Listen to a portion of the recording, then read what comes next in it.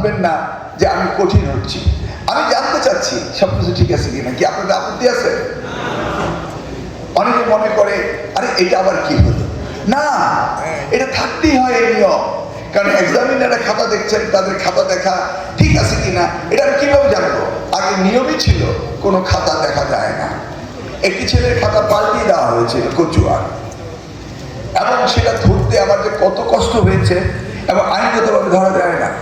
কুমিল্লা বোর্ডের চেয়ারম্যান আমাকে ডিরেক্টলি বলেছিল, স্যার 1980 নকল পাবলিক পরীক্ষা অ্যাক্ট অনুযায়ী তো আপনি খাতার ভেতরে কি লেখা হয়েছে চেক করতে পারেন না।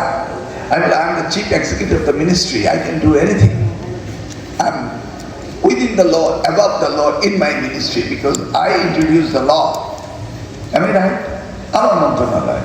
সেই জন্য সেই ছেলে খাতা কত কষ্ট করে বের করে তারপরে সে এখন আপনার PG heart specialist doctor Ataullah গেলে বুঝতেন তার দুঃখের কাহিনী। এসব তো আত্মহত্যা করার কথা ছিল।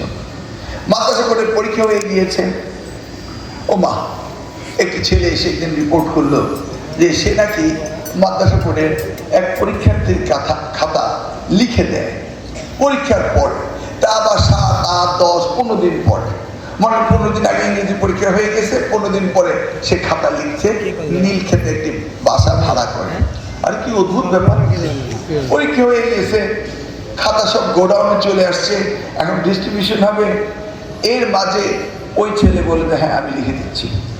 একটু পাগলের প্রলাপ মনে হয়, বলে হ্যাঁ স্যার আমি লিখে দিচ্ছি। আমাদের সকলকে মিলে শিক্ষা রিফর্ম করতেই হবে, আর এই রিফর্মের জন্য সকলেই আমাদের সহযোগিতা করছেন।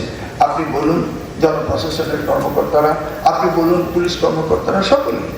এই শিক্ষা ডিপার্টমেন্ট চালাতে ডিসি, ইউনো, এসপি, ওসিরা কত না হিমশিম খায় পরীক্ষার সময় ছাড়াও। যে কোনো রিপোর্ট নেওয়ার সময় ডিসি সাহেবকে বলি, ইউনো সাহেবকে বলেন, কেন আমার তো জেলা শিক্ষা অফিসার রয়েছে, উপজেলা শিক্ষা অফিসার রয়েছে, সব রয়েছে, তারপর তাদের উপর নির্ভরশীল সকলে মিলেই এই কাজটি আমরা করি। কি কারণে? আমরা সকলে মিলে চেষ্টা করবো নাকি?